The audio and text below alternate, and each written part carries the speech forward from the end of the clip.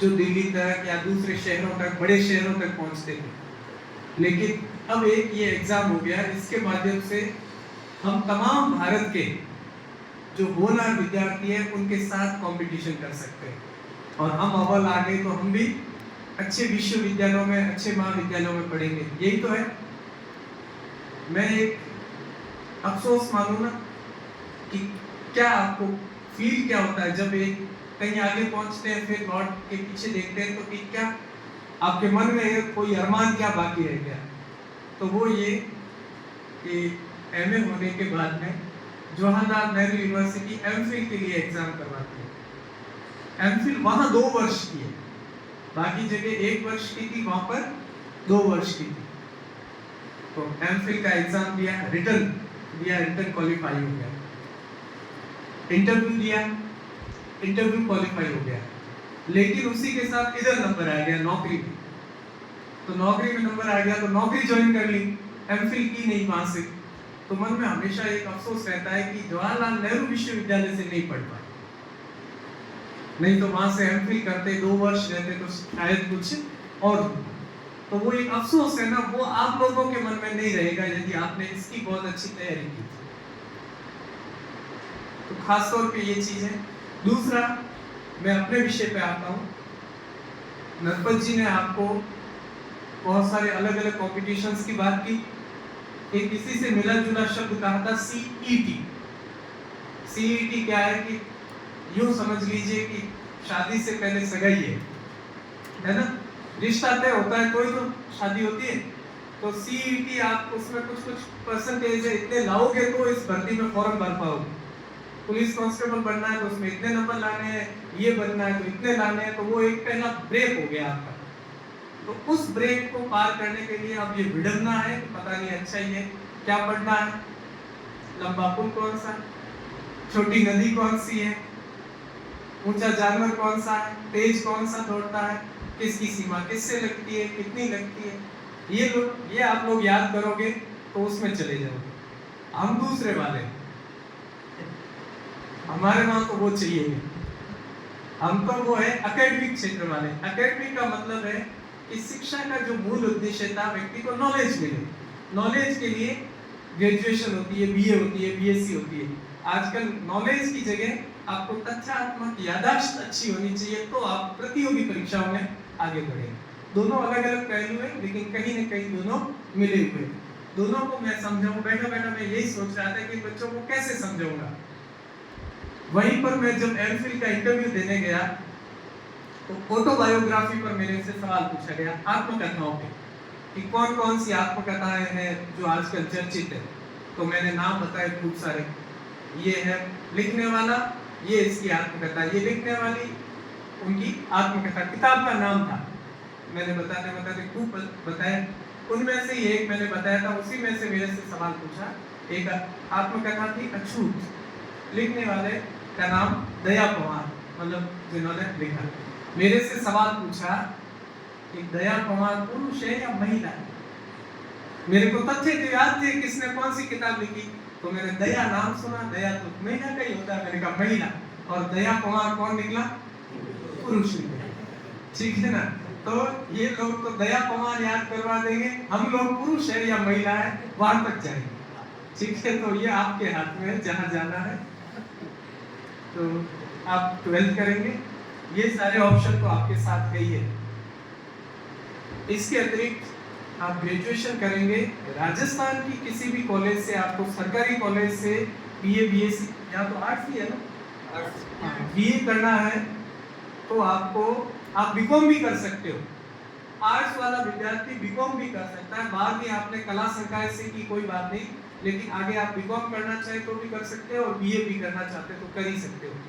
उसके लिए आपको एडमिशन मिलेगा 12वीं के प्रतिशत पर। 12वीं में कितने प्रतिशत बनते हैं उससे एडमिशन मिलेगा, चाहे आप बायतू लें, चाहे आप बाड़मेर लें, बायतू गर्ल्स में लें, बालोतरा लें, कहीं पर भी एडमिशन लें। तो आपको प्रतिशत तो आप जितने हैं सो तय हो चुके हैं, देखते हैं अच्छे ही बनेंगे। उसके लिए भी ये ध्यान रखना कि जून के लगभग प्रथम सप्ताह में फॉर्म शुरू हो जाएंगे, और आप जिस कैटेगरी से हो, ओबीसी से हो, एससी से हो, एसटी से हो, जिससे हो, उसका सर्टिफिकेट साथ लगाना।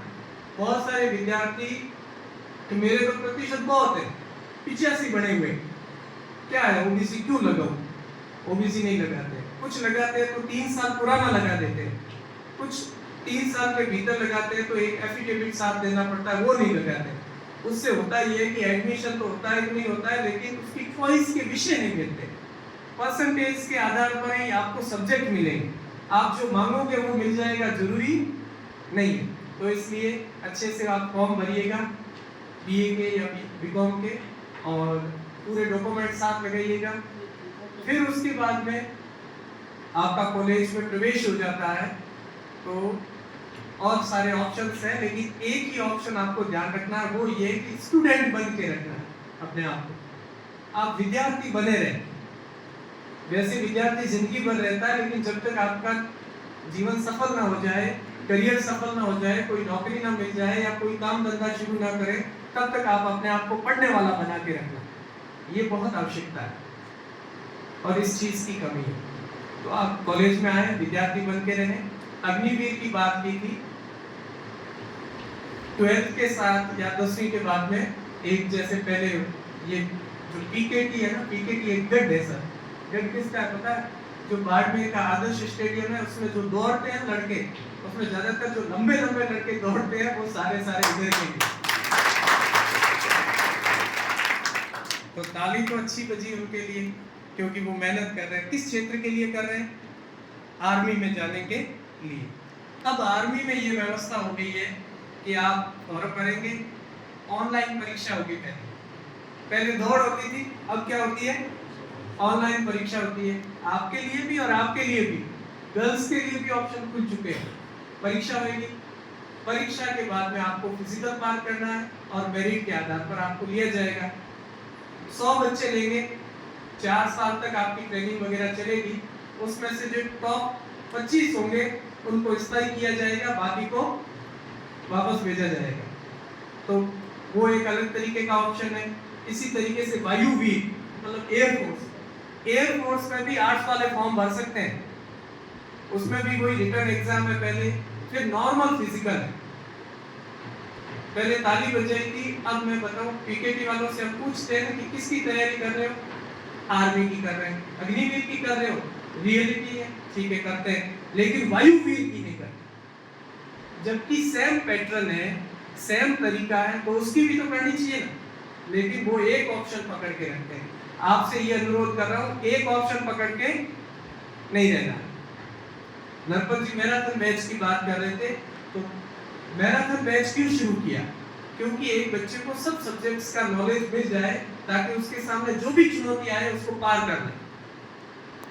अभिमन्यु क्या था? 6 चक्र तो उसने सुन लिए थे, उनका सिलेबस तो उसको याद था, लेकिन 7वें वाले का याद नहीं था, इसलिए मामला अटक गया। यदि उसको सातों सब्जेक्ट के सिलेबस आते तो पार हो जाता। तो ये है कि सारे सब्जेक्ट्स का नॉलेज होना चाहिए। आप एक भी लीक पकड़ के आप चलोगे तो वो वाला जमाना अलग है। पहले कहते थे लक्ष्य एक होना चाहिए, लेकिन वो इतना बड़ा होना चाहिए कि उस अम्ब्रेला के नीचे सारे छोटे छोटे लक्ष्य आ जाने चाहिए। तो इस तरीके से आप अग्निवीर क्या और उसकी तैयारी कर सकते हो। एक कमी अपने क्षेत्र में है, सर बैठे गुनाराम जी किस पद पे है? अभी सुना होगा ना आपने, किस पे है? एसपी है ना। पुलिस में सबसे बड़े पदों में है कि नहीं? लेकिन पुलिस में तो कांस्टेबल भी होता है। आपसे पूछा जाता है क्या करना है? पुलिस में जाना। पुलिस में जाना तो पुलिस में आप भी है और उधर भी है। आपको लक्ष्य वहां तक रखो ताकि छोटे वाला तो हो ही जाए। तो हमारे यहाँ पर बच्चे के मन में क्रेज होता है कि मुझे फौज में जाना है, आर्मी में जाना है, एयरफोर्स में जाना है, लेकिन जाना सिपाही के रूप में ही क्यों है, मेरे को ये समझ में नहीं आता। आप अफसर के रूप में भी तो सोचो। थल सेना अध्यक्ष नाम सुनते हो ना, याद तो करते ही हो ना भाई, ये वायु सेना अध्यक्ष है, ये नौसेना अध्यक्ष है, वो अफसर होके बने थे। अपने लोग भी तो जा सकते हैं उसमें, आप लोग भी तो जा सकते हो। तो वो बनने की भी तो सोचनी चाहिए। तो उसके लिए भी सेम यही सिलेबस है आजकल। तो 12वीं के बाद भी देते हैं लोग, और बीए बीएससी के बाद भी परीक्षा देते हैं, एनडीए देते हैं, सीडीएस देते हैं, और उसमें अफसर बनते हैं। लोग डराते थे पहले कि अंग्रेजी आती है ना, उसी का ही होता है। अब ऐसा भी कुछ भी नहीं है। अब तो हिंदी वाले, लेकिन हिंदी भी आनी चाहिए, हिंदी अच्छी आती है क्योंकि उसमें सारा का सारा लिखित के बाद में इंटरव्यू 5 दिन का होता है, 5 दिन इंटरव्यू चलता है। तो आप लोग यदि आर्मी का सपना है ना किसी के मन में, तो सपना वो रखना अफसर वाला, ताकि छोटे वाला पूरा हो ही जाए। तो आप जब बीए में आओगे ना, यदि बाड़मेर कॉलेज में आते हो, तो संतोष जी ने आग्रह कर दिया था, तो मैं बता देता हूँ कि एक एक्टिविटी होती है एनसीसी की। यहाँ स्काउट चलती है आपके बच्चियों में, गाइड है, बॉयज में स्काउट है, वैसे ही एक एनसीसी, ये एक सपोर्टिव गतिविधि है। ऐसा नहीं है कि मूल वही है, ये एक साइड गतिविधि है।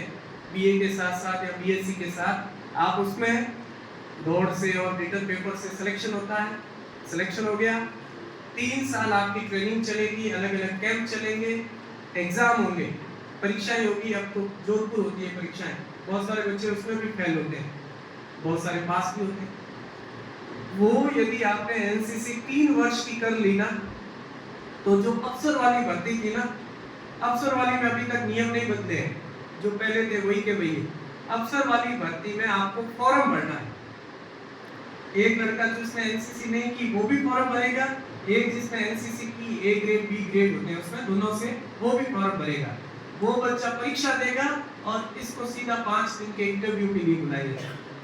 कितनी बड़ी बात है, कितना बड़ा मौका है, लेकिन वहां की तो सोचना ही नहीं है अपने को। तो आप लोग उसमें आए, आपका स्वागत है, उसमें जुड़िएगा। यहाँ का एक बच्चा है अभी, खियाराम, आपके खियाराम, जिस